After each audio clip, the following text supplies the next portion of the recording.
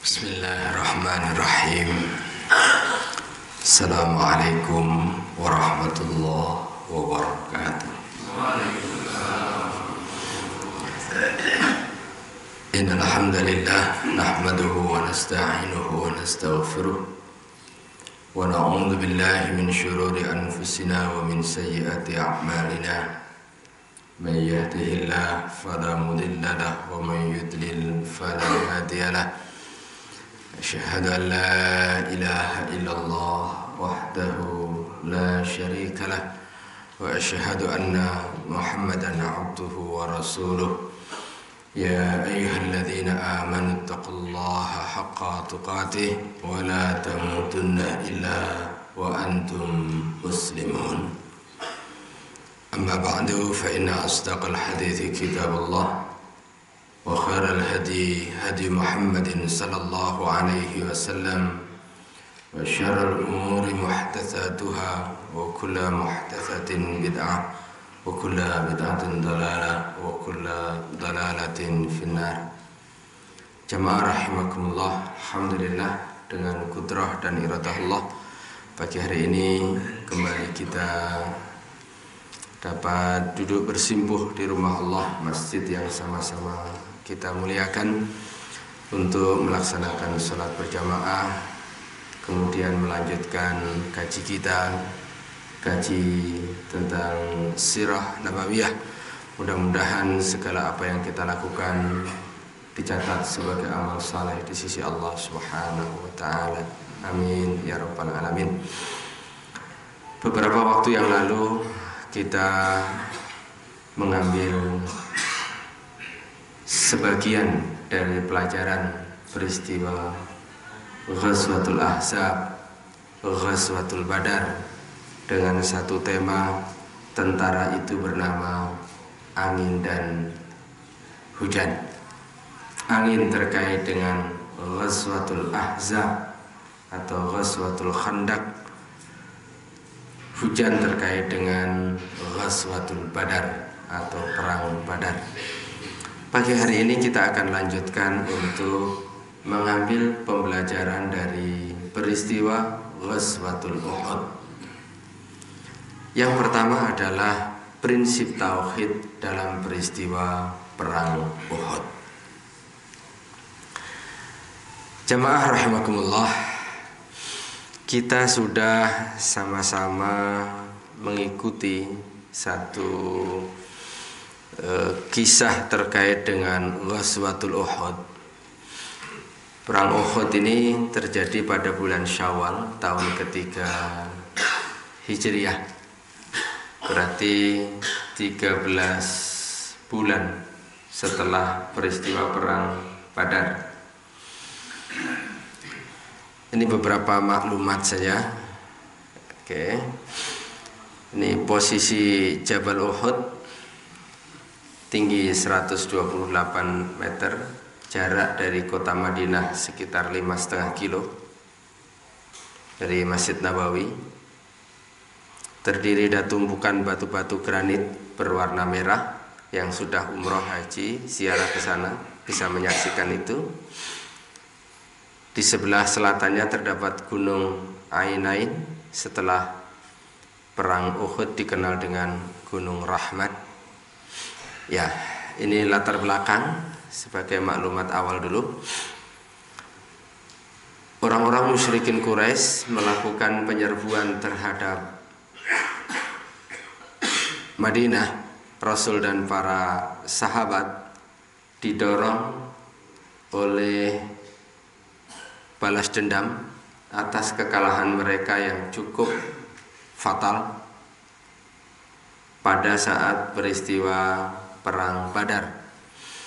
Bukan saja kalah dalam artian mental, tapi juga kalah dalam artian fisik, karena mereka datang ke Bukit Badar siap untuk menang, dan mereka membayangkan untuk mendapatkan kemenangan yang cukup fantastis.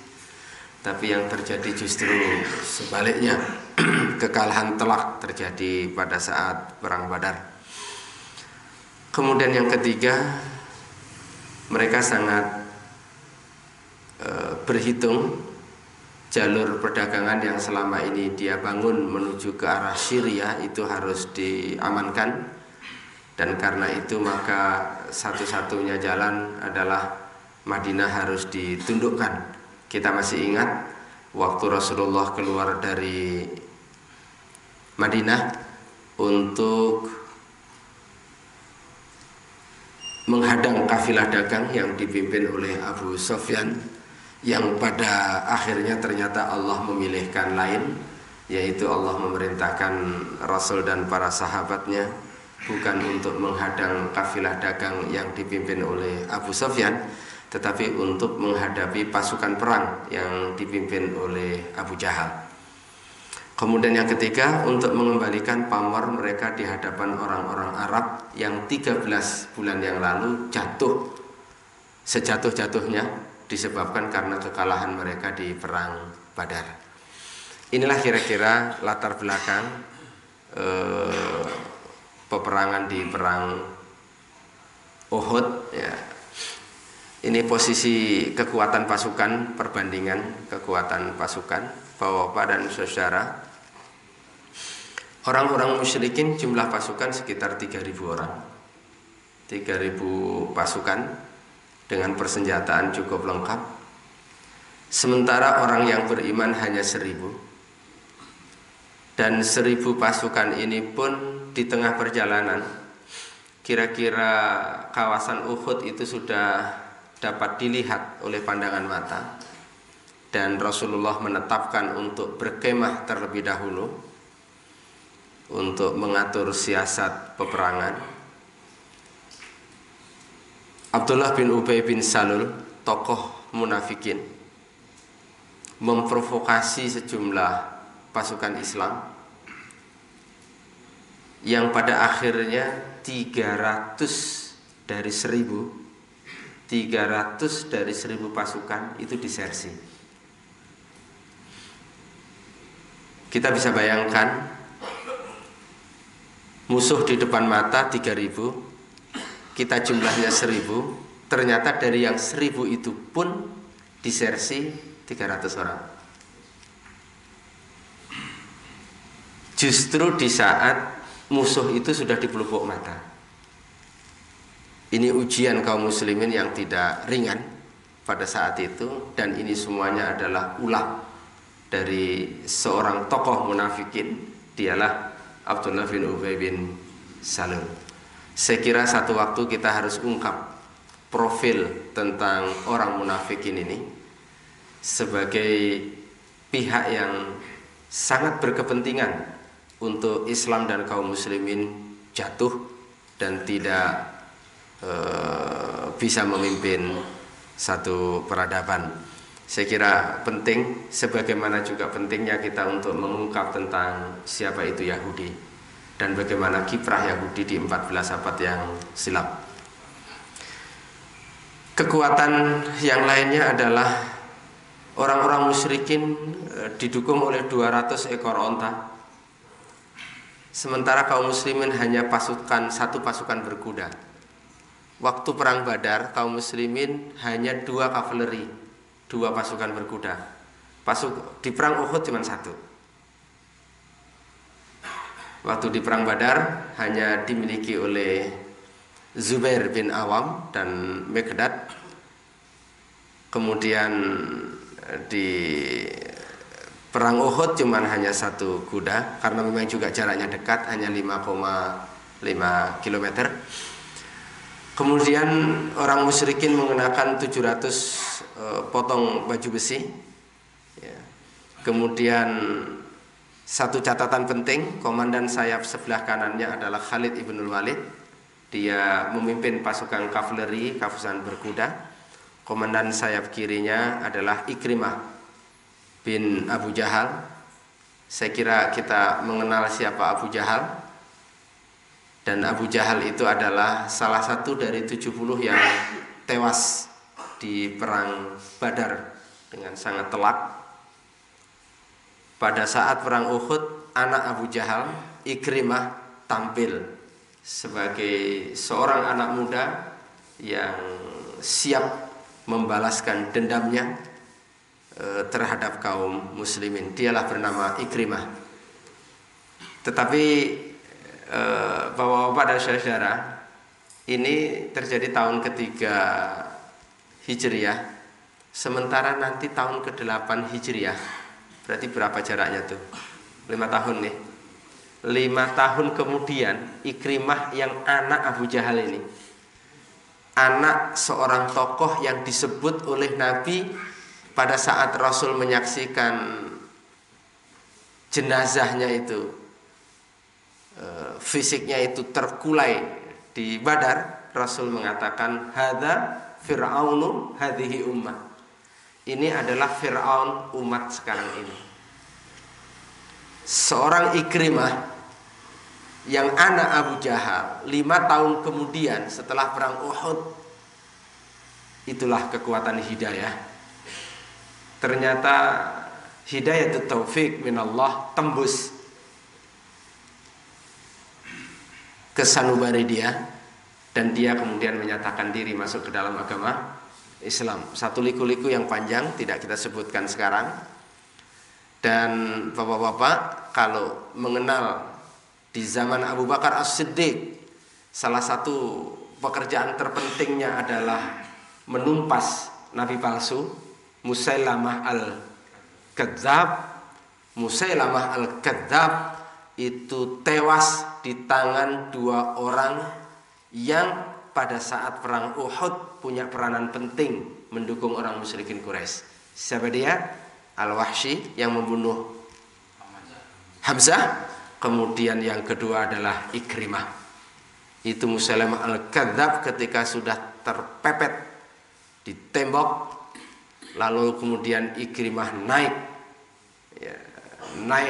lompat, memotong kepala Musailamah Al-Kadzab itu, yang sebelumnya Al-Wahsy dia memegang tombak, dan dia mengatakan bahwa dulu saya pernah menombak Hamzah. Sebagai bentuk pertobatannya adalah tombak itu pun kemudian diarahkan kepada Musailamah Al-Kadzab, nabi palsu itu. Ini Khalid bin Walid. Kemudian pembawa bendera kaum Muhajirin Mus'ab bin Umair. Kita kenal Mus'ab bin Umair, anak muda, ganteng, dari kalangan bangsawan, orang anak kaya. Tapi dia tidak mau menikmati kekayaan begitu saja dari ayahandanya, tapi justru dia ingin mengambil pekerjaan, berkotor tangan bersama Rasul dengan para sahabat. Dan dialah yang dipilih oleh Rasulullah SAW, seorang mukri'an liyathrib, pembabat alas, pembuka kota Madinah. Setelah 6 orang dari asal Madinah menyatakan diri masuk kepada agama Islam, maka langkah strategis yang diambil oleh Rasul adalah mengirim seorang guru ngaji. Seorang guru ngaji untuk mendampingi orang-orang yang baru saja masuk Islam itu, menjelaskan tentang Islam, mengajarkan tentang Islam. Dan ternyata yang dipilih itu adalah seorang anak muda, dialah bernama Mus'ab bin Umair. Maka Mus'ab bin Umair itu dikenal dengan Muqri'an li Yathrib, guru ngaji di Yathrib. Kemudian dan dia gugur di perang Uhud ini. Pembawa bendera dari suku Aus Usaid bin Hudhair, pembawa bendera dari suku Khazraj adalah Al-Habbab bin Al-Mundhir. Ini kira-kira maklumatnya. Bapak-bapak dan saudara yang berbahagia, 2 babak pertempuran. Babak pertama kaum muslimin menang. Kita sudah sama-sama sering mendengar kisah ini. Harta rampasan perang begitu menggoda di pelupuk mata.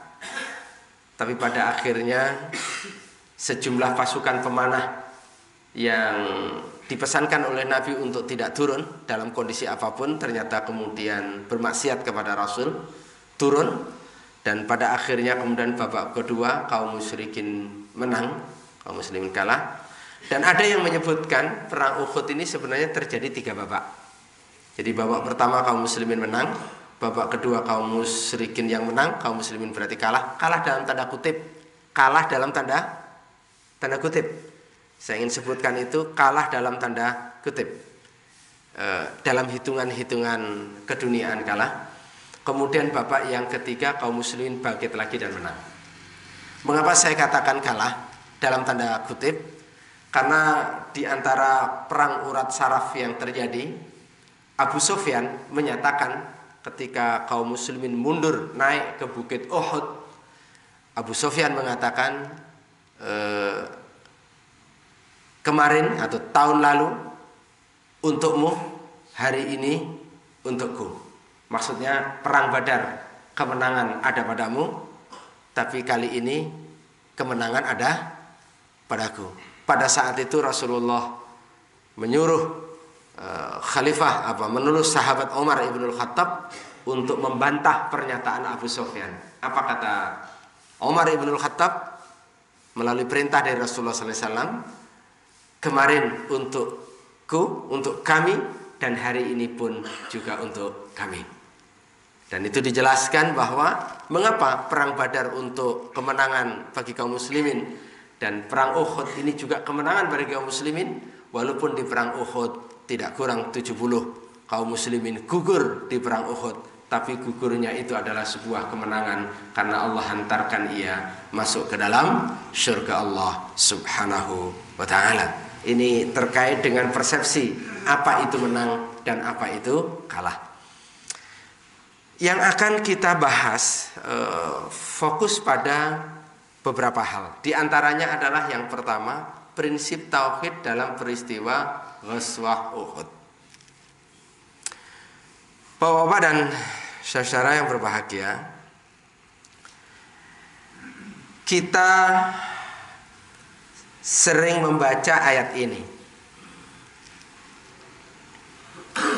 Al-Quran surah Ali Imran ayat 144.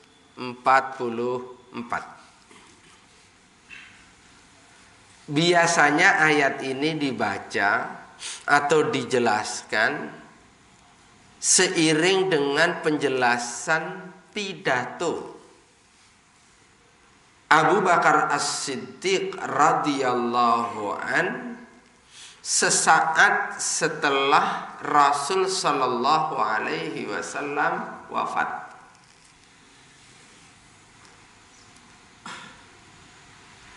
Ya. Ini pidato singkat Rasul, pidato singkat Abu Bakar As-Siddiq.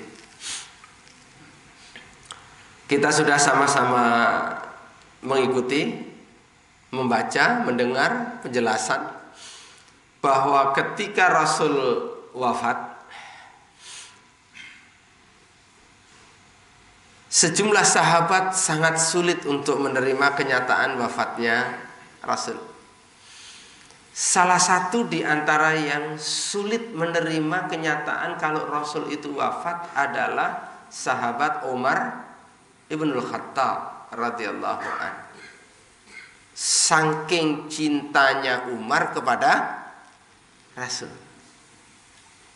Walaupun Umar dengan mata kepalanya sendiri menyaksikan Rasulullah terbaring di tempat tidurnya.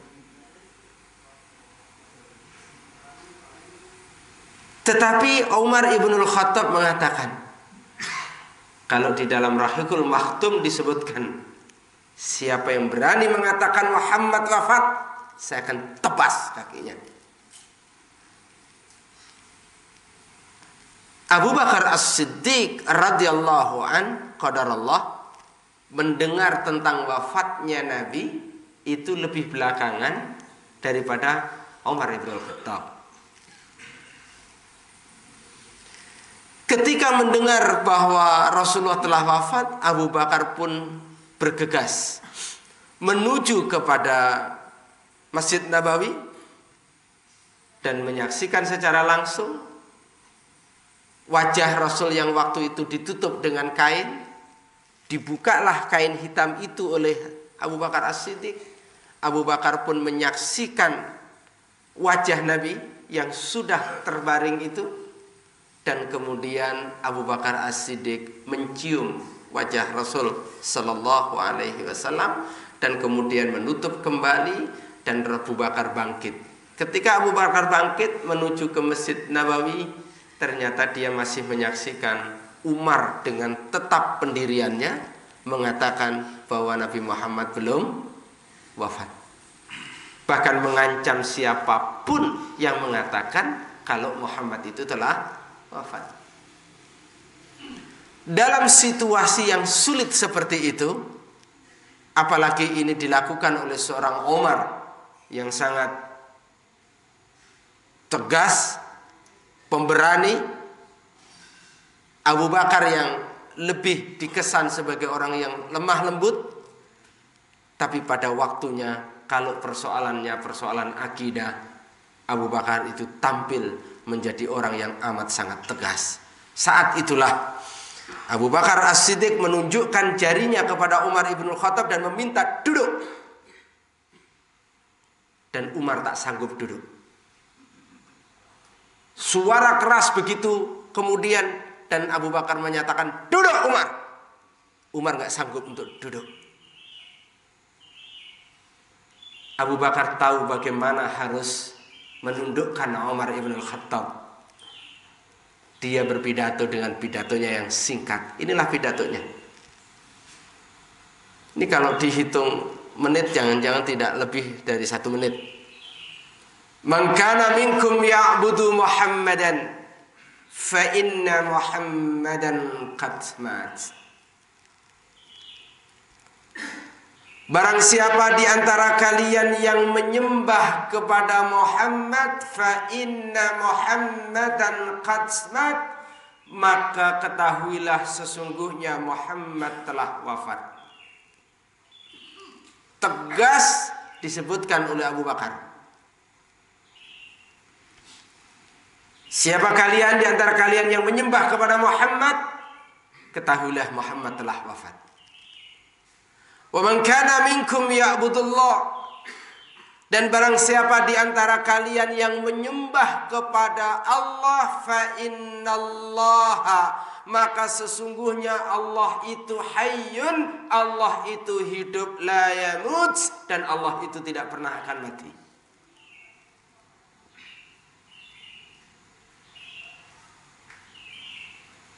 Setelah pidato singkat seperti ini, Abu Bakar As-Siddiq membacakan ayat wa ma Muhammadun illa rasul qad khalat min qablihi ar-rusul afa immata aw qutila inqalabtum ala aqabikum wa man yanqalib ala aqibai falan yadurrallaha syai'a wa sayajzillahu syakirin. Muhammad itu telah wafat. Muhammad itu tidak lain illa rasulun, kecuali seorang rasul. Qad khalat min qablihi rusul, telah berlalu rasul-rasul sebelum Nabi Muhammad sallallahu alaihi wasallam. Nabi Ibrahim, Nabi Nuh, Nabi Ibrahim, Nabi Musa, semuanya hadir di tengah permukaan bumi, diangkat oleh Allah menjadi rasul, dan pada akhirnya dipanggil oleh Allah wafat. Pertanyaannya kemudian, afa immata, apakah jika kalian mendapati kenyataan bahwa Muhammad telah wafat, au kutila, atau Nabi Muhammad itu terbunuh. Pertanyaannya, kok disebut terbunuh? Pak, ini ayat justru turunnya di saat perang Uhud.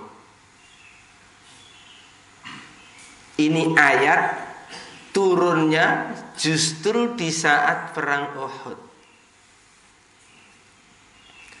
Berarti kalau ini ayat dibacakan oleh Abu Bakar sesaat setelah wafatnya Rasul, berarti ini ayat sesungguhnya telah turun 7 tahun yang silam.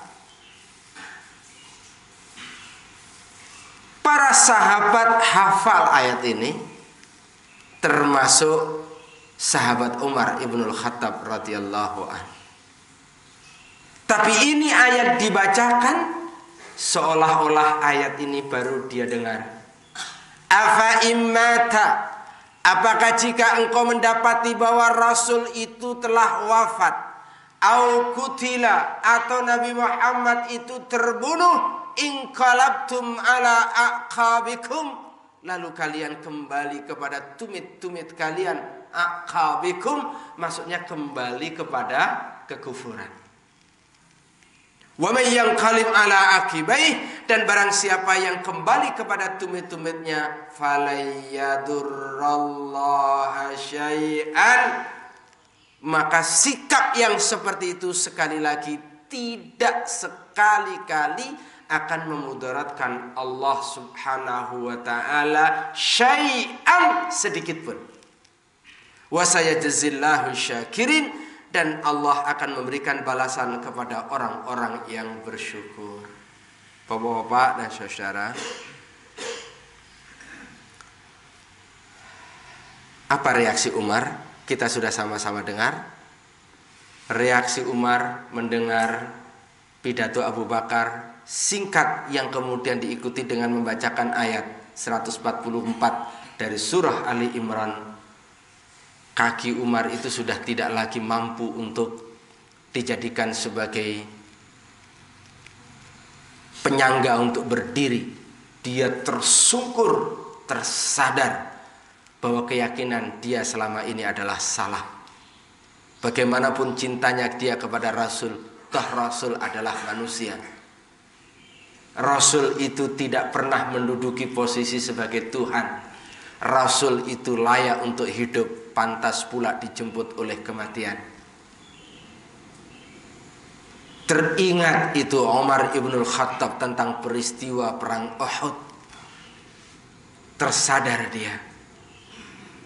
Itulah seorang Umar.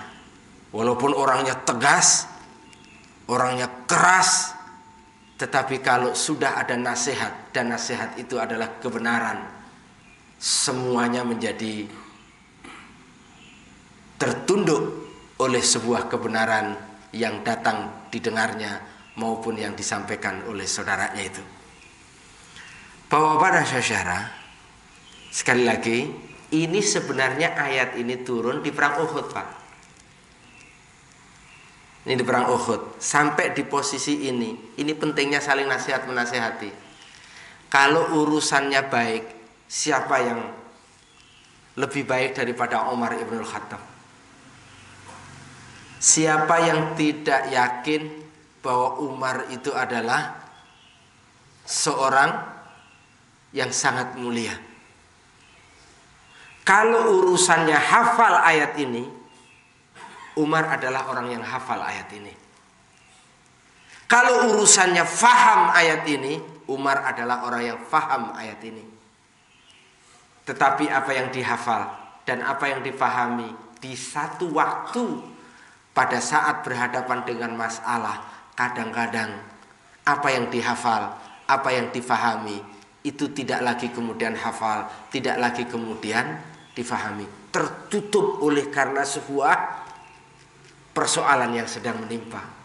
Pada saat itulah pentingnya saudara yang lain mengingatkan. Saudara yang lain mengingatkan. Dan kalau dihitung dengan takut, Umar seperti itu. Tapi Abu Bakar orang yang sangat lemah lembut itu, kalau sudah berhadapan dengan akidah, dia tampil mengingatkan itu. Dan ini peran pertama Abu Bakar As-Siddiq yang disebut sebagai perang yang strategis, mengembalikan akidah umat, prinsip tauhid kepada tempatnya setelah huru-hara wafatnya Rasulullah sallallahu alaihi wasallam. Bapak-bapak, setelah ini ayat dibacakan oleh Abu Bakar As-Siddiq, itu dilukiskan semua sahabat itu sambil terisak-isak menangis dan membaca ayat 114 dari surah Ali Imran. Dibaca, wa ma Muhammadun illa rasul qad khalat min qablihi rusul afa in mata aw qutila inqalabtum ala aqabikum wa may yanqalib ala akibai fala yadurrullaha syai'a wa sayajzillahu syakirin. Untuk kekuatan jiwa. Bapak-bapak, saya kira ada masa-masa di mana orang yang paling kita sayangi dipanggil oleh Allah.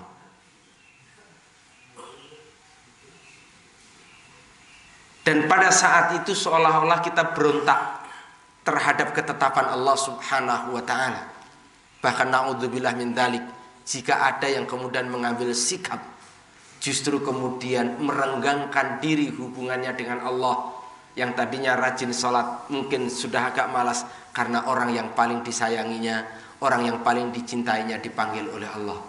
Pada saat yang seperti itu, ayat 144 saya kira perlu untuk kemudian kita kumandangkan, kita baca agar supaya mengingatkan kita bahwa semua ketaatan yang kita lakukan itu bukan karena kecintaan kita kepada seseorang, tapi karena kecintaan kita kepada Zat yang tidak pernah akan mati dan hidup untuk selama-lamanya.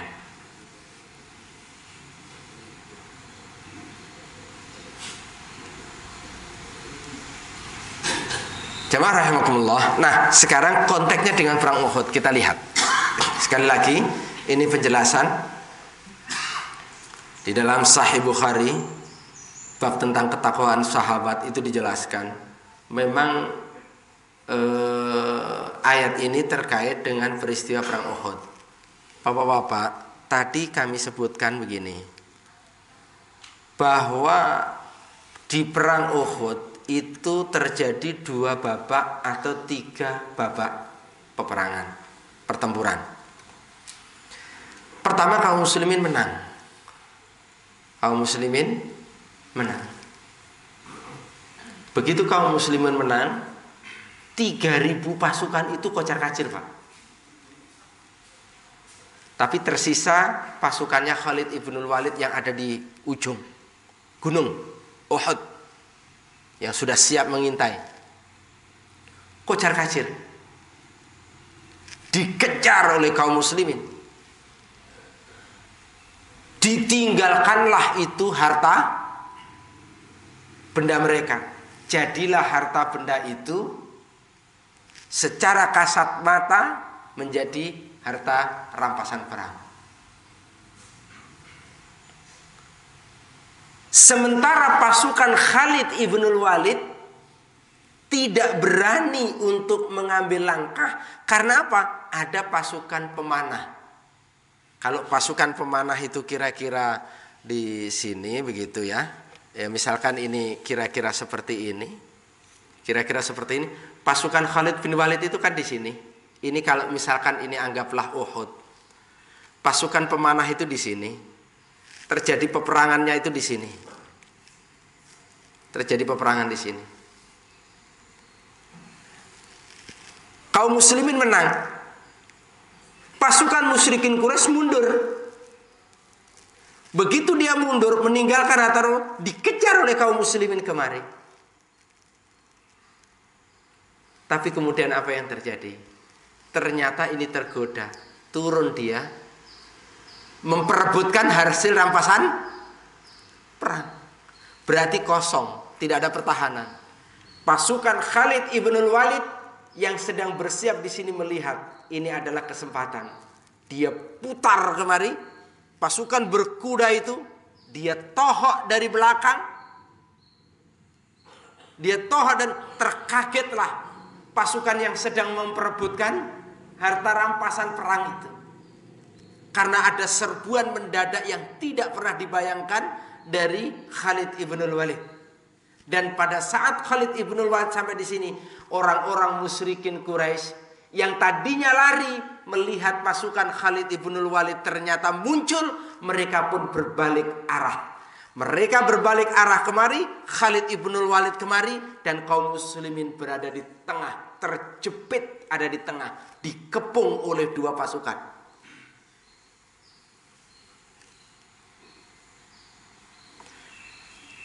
situasi seperti itu jatuh korban mulai berjatuhan. Dan Rasulullah berdarah-darah. Rompal giginya.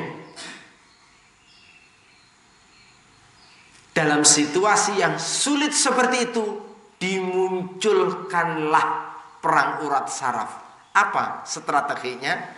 Dikumandangkannya lah bahwa Muhammad wafat. Muhammad meninggal, Muhammad terbunuh, Muhammad tewas, semua dikumandangkan oleh orang musyrikin Quraisy. Kaum muslimin yang sudah terjepit dalam posisi pasukan hanya 700 dikepung dua arah oleh pasukan yang berjumlah 3000. Mendengar Rasul telah wafat, mereka pun lari tunggang langgang meninggalkan posnya. Sementara Rasul tetap bertahan di posisinya. Rasul bertahan di posisinya, Rasul tidak bergeming. Ternyata mereka lari tunggang langgang. Tapi kemudian dengan izin Allah situasi ini bisa dikendalikan oleh Rasulullah. Rasulullah pun menginstruksikan semua pasukan untuk mundur naik di atas bukit Uhud. Dan setelah itulah kemudian kaum muslimin bisa mengumpulkan kembali kekuatannya. Jamaah rahimakumullah. Dalam situasi seperti inilah turun ayat itu. Seolah ayat ini mengatakan begini. Wa ma Muhammadun illa rasul. Dan tidaklah Muhammad itu illa kecuali rasulun, seorang rasul. Qad khalat min qablihi rusul, telah berlalu rasul-rasul sebelumnya.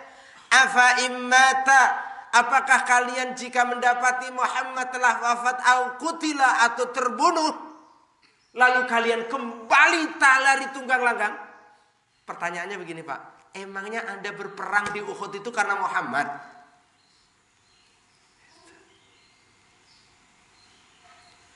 Memangnya Anda berperang di Uhud itu karena Muhammad? Kalau Anda berperang di Uhud itu karena Muhammad, maka ketika ada berita bahwa Muhammad telah wafat, pantas kalian lari. Tapi apakah Anda berperang di Uhud itu karena Muhammad? Bukan. Muhammad itu bisa hidup, Muhammad itu bisa wafat. Maka ini ayat betul yang dibacakan oleh Abu Bakar As-Siddiq sesaat setelah Rasul wafat. Bapak-bapak, ujian yang kita alami mungkin tidak seberat ini. Ya. Tetapi saya kira dalam kehidupan ada masa-masa di mana konsistensi kita, keistiqomahan kita ini sangat bergantung dengan orang. Jangan-jangan rajin ke masjid selama ini karena orang. Ketika orangnya nggak ada, mulai goyang. Pertanyaannya, loh, Anda rajin ke masjid emang karena dia atau karena Allah?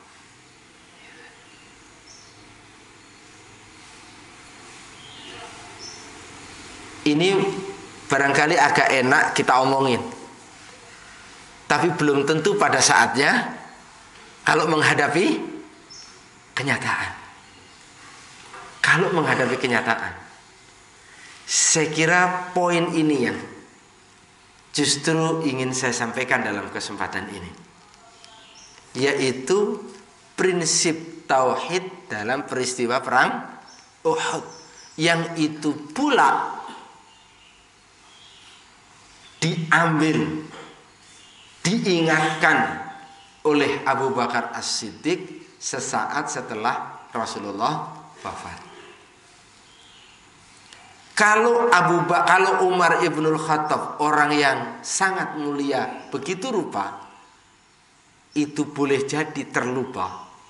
Apalagi orang yang keimanannya model kayak saya, model kayak kita semuanya. Sangat boleh jadi pada saat menghadapi persoalan ini akan terlupa. Ini kita ingatkan dua peristiwa di ayat yang sama. Perang Uhud dan kemudian setelah wafatnya Rasulullah SAW. Bapak-bapak dan saudara,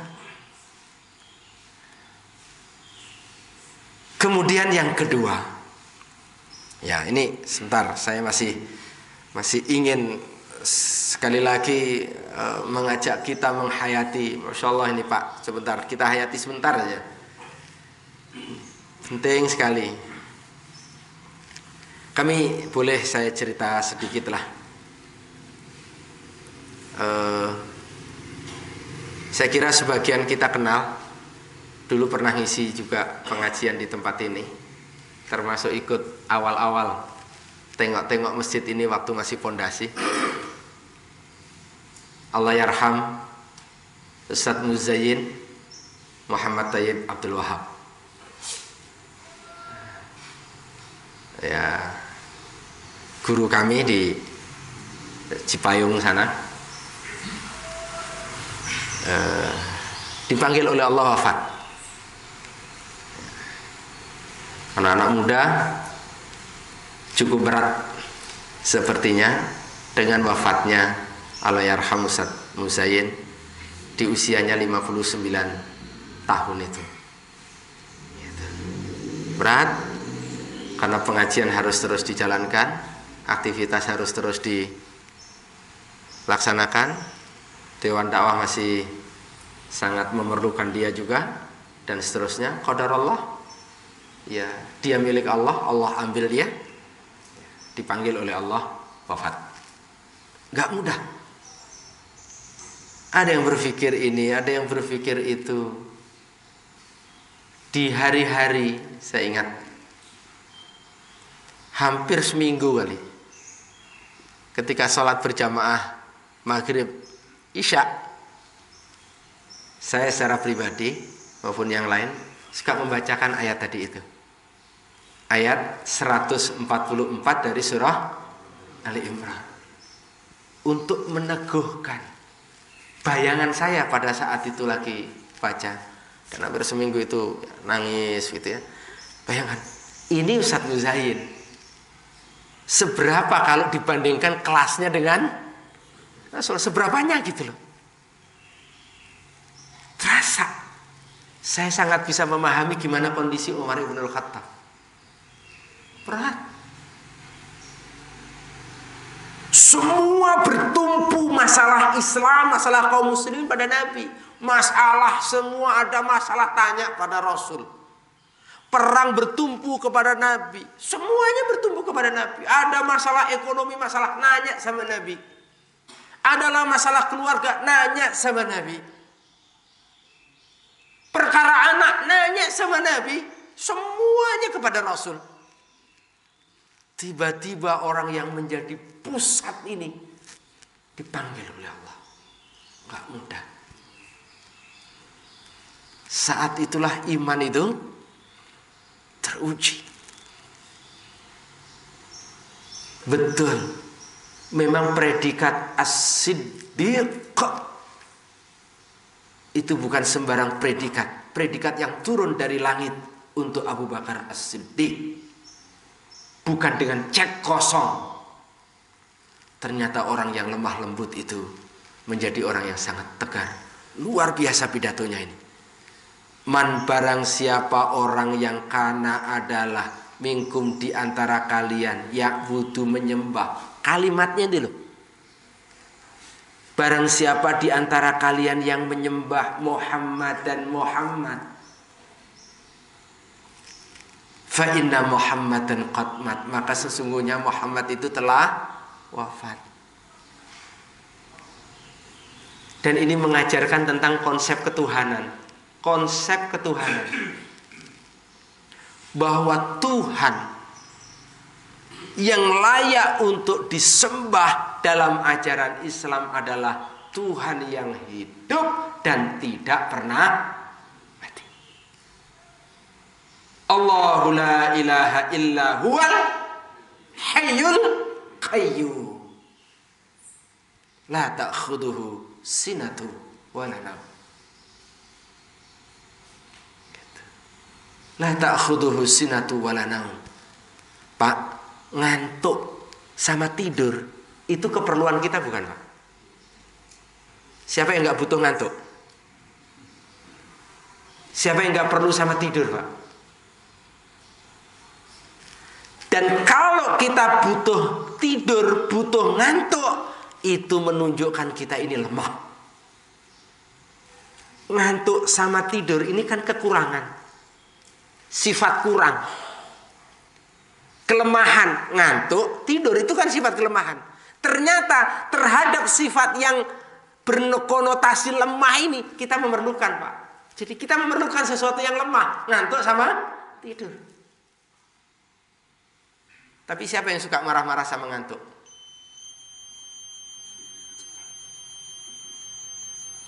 Ngantuk itu kan muqaddimah tidur, Pak. Bapak bayangkan kalau Bapak itu tidak ada ngantuk.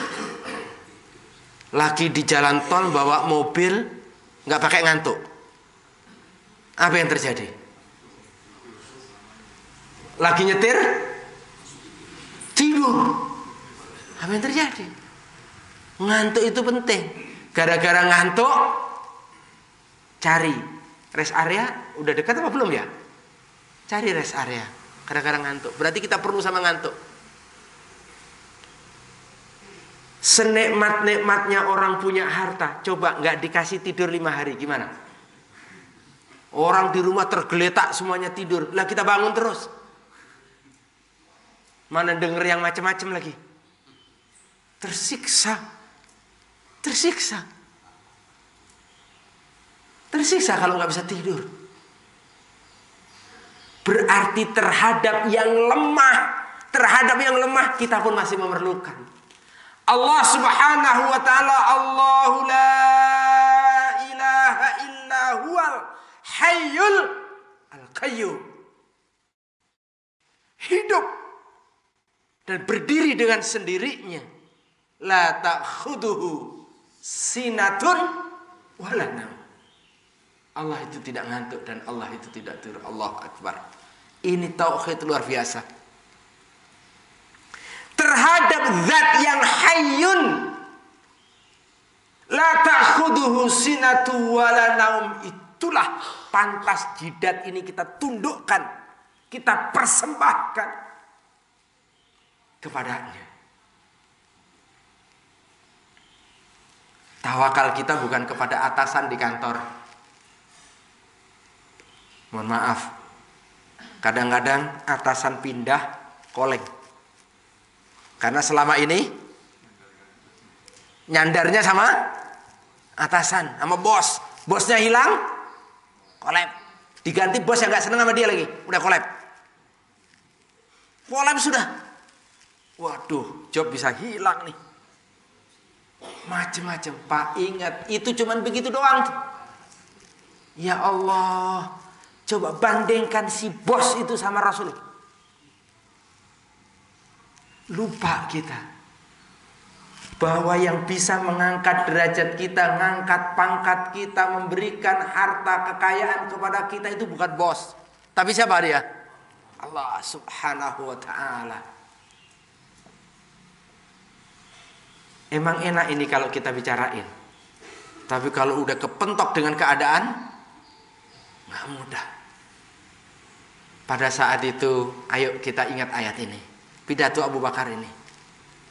Kita bersandar kepada fa innallaha hayyun la yamut. Kita bersandarnya ke sana. Kepada zat yang hidup, kepada zat yang tidak pernah mati. Gitu. Anak ditinggal orang tua nggak mudah. Apalagi masih pada kuliah semua, pada sekolah semuanya. Istri barangkali hitung-hitungan, Selama ini istri jadi ibu rumah tangga full. Dan itu baik. Semua menyandar kepada ayah. Tidak lagi ada pensiun bahkan. Tiba-tiba wafat. Anak 5, 6 masih sekolah semua. Hitungan di atas kertas. Seolah-olah anak tidak lagi akan bisa melanjutkan kuliah. Wong selama ini sumbernya dari lupa pada saat itu. Bahwa sebenarnya anak 5, 6 bisa kuliah itu sumbernya kepada Allah Subhanahu wa ta'ala. Cuman lewat daripada ayat. Lupa dia. Kolab. Na'udzubillah min dzalik, kalau sampai suudzon kepada Allah. Kayaknya saya udah rajin ya di masjid. Sholat juga rajin. Mengapa musibah kayak gini malah datang? Pak, kurang rajin apa? Kurang kuat imannya siapa? Kita dibandingkan Rasul dan para sahabat. Toh ternyata para sahabat berhadapan dengan ujian yang berat kayak begitu. Rasul berdarah-darah. Ternyata Rasul berhadapan. Kaum muslimin berhadapan dengan ujian itu. Inilah pidato Abu Bakar As-Siddiq. Saya kira kita perlu untuk renungkan ayat 144. Saya kira baik untuk kita hafal. Ini Pak, nanti kalau Bapak baca dari sejak ayat 137 ya, terus ke bawah 144, terus ke bawah, itu semuanya bercerita tentang perang Uhud Pak. Wallahu a'lam bishawab. Monggo nanti dibandingin ya, saya masih ngitung-ngitung ini. Paling kurang sampai hari ini setahu saya, ayat yang berkisah tentang perang Badar dengan ayat yang berkisah tentang perang Uhud itu lebih banyak ayat yang berkisah tentang perang Uhud. Padahal perang Badar ini kan kemenangan yang sangat spektakuler Pak. Tapi ternyata nggak banyak Pak. Wallahu a'lam bishawab. Dari ini barangkali kita bisa ngambil pelajaran. Apa? Kita harus banyak belajar dari kekalahan. Walaupun kita juga harus belajar dari kemenangan. Tapi karena ternyata orang itu lebih siap, kita harus lebih banyak belajar dari sebuah kekalahan. Banyak dari kekalahan. Karena pelajaran tentang perang Uhud itu panjang. Banyak Pak. Nanti di antara ini, mudah-mudahan nanti bisa kita lanjutkan pembahasannya. Ada prinsip musyawarah dan karakter orang munafik. Dan ini terungkap di perang Uhud. Makanya kita sering musyawarah kan, masjid sering musyawarah ya. Di rumah Bapak mimpin musyawarah bersama istri dan anak-anak. Nanti di RT musyawarah. Nah, kita perlu pahami. Karena ayat musyawarah itu muncul dalam konteks peristiwa tentang perang Uhud. Dan muncul ayat tentang musyawarah itu. Nanti di perang Uhud ada prinsip-prinsip musyawarah yang harus kita perhatikan. Dan juga karakter tentang orang munafik. Jangan-jangan kita ini bagian dari penyakit kemunafikan itu. Na'udzubillah min dzalik. Nah, untuk membahas ini insya Allah akan kita lanjutkan pada pertemuan yang akan datang di gelombang dan waktu yang sama, insya Allah. Baik Bapak, masih ada sekitar 3-4 menit sebelum kita sholat syuruk. Silahkan Bapak. Yang disampaikan Abu Bakar tentang wudu Ramadan itu kan ya wudu itu lokasinya menyembah yang selain Allah ya. Iya. Atau musyrikin atau apa, tapi sama Abu Bakar sampaikan ya wudu itu kan kalau lokasinya syarat jelek. Karena kan mungkin tauhidnya Allah itu kan sangat tinggi. Iya. Mungkin hanya kalau kecintaan tentang Rasul. Iya. Tapi dalam hal ini merupakan ya wudu. Iya. Itu Baik. Satu pertanyaan yang cukup mendasar saya kira terkait dengan penggunaan istilah ya'budu. Bapak, memang konotasi kita itu kalau disebut menyembah itu seolah menyembah begitu ya. Menyembah itu seolah begitu ya. Nah, disinilah pentingnya kita ini mengungkap bentuk-bentuk peribadatan, termasuk bertawakal kepada selain Allah. Itu artinya dia menyembah kepada selain Allah sebagai Tuhan tandingan selain Allah.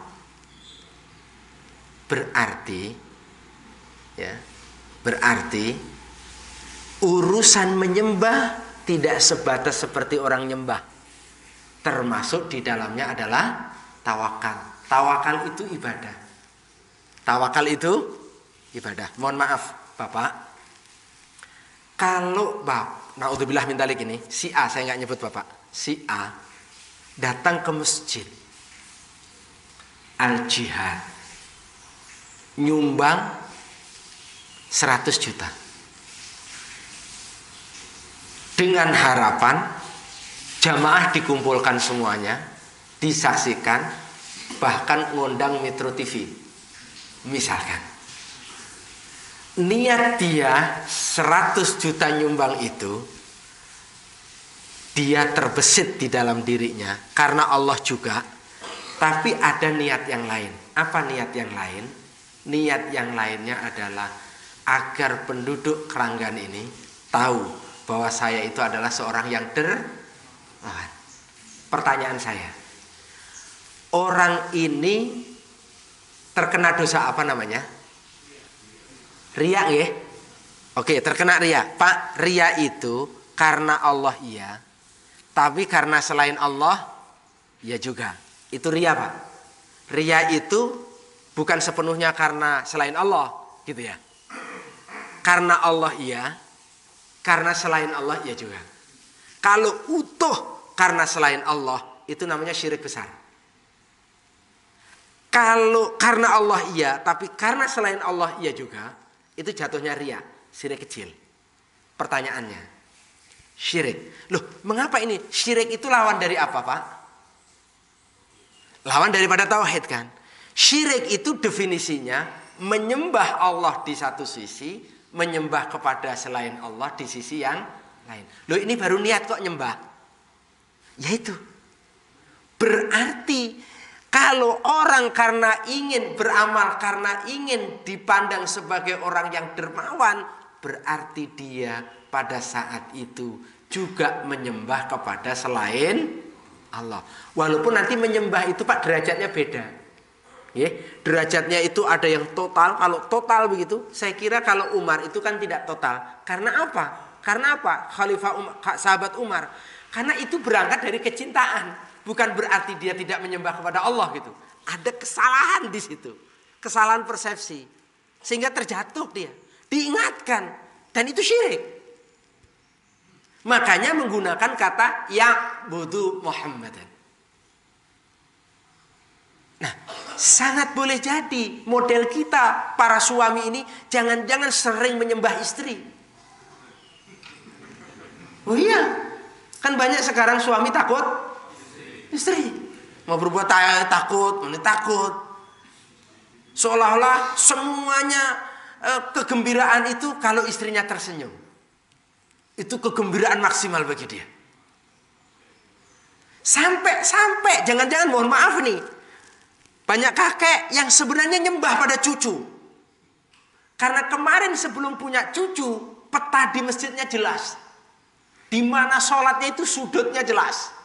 Tapi setelah ada cucu, ditanya, loh kok nggak kelihatan ke masjid? Aduh repot ini cucu. Jangan-jangan dia sedang menyembah cucunya. Tapi tentu kelas nyembahnya itu bukan kayak nyembah ke itu. Nah, di situ sebenarnya terbagi dia. Nah, maka oleh karena itu, nah ini kan seolah-olah Umar kan sulit menerima kenyataan Rasul itu wafat. Sulit dia menerima kenyataan sehingga seolah-olah kemudian jadi memberontak terhadap takdir yang telah Allah. Walaupun ada penjelasan berikutnya, Bapak. Penjelasan berikutnya itu adalah sebenarnya Umar tidak punya persepsi itu. Umar itu persepsinya adalah Nabi Muhammad ini tidak meninggal, tapi seperti Nabi Musa, hilang dulu dari peredaran, nanti datang lagi gitu. Itu persepsinya. Begitu, persepsinya itu seperti itu. Tetapi secara umum ini kan untuk mengingatkan, Umar juga mengingatkan para sahabat yang lain agar jangan bergeming. Dan kenyataannya nanti setelah Rasul wafat, banyak gak yang murtad? Setelah Rasul wafat, banyak gak yang murtad? Banyak. Terkuak betul bahwa ternyata dia itu ikatannya kepada Nabi, bukan kepada Allah Subhanahu wa taala. Ikatannya bukan kepada Allah Subhanahu wa taala. Banyak kemudian orang gak mau bayar zakat setelah wafatnya Nabi. Loh, emangnya Anda bayar zakat itu karena Muhammad atau karena Allah? Diperangi sama Abu Bakar. Ya kalau begitu dia jelas banget itu. Itu total dia menyembahnya. Kira-kira seperti itu. Oke ya.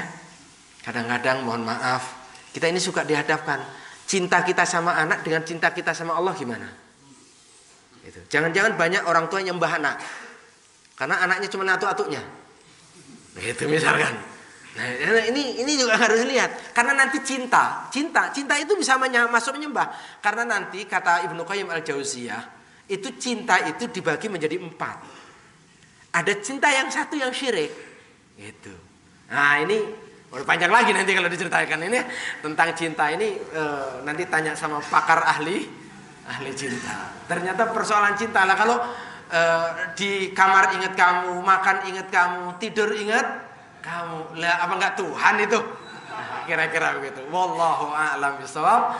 Baik, terima kasih. Kita akhiri dengan kafaratul majlis. Subhanakallahumma wa bihamdika asyhadu an la ilaha illa anta astaghfiruka wa atubu ilaik. Assalamualaikum warahmatullahi wabarakatuh.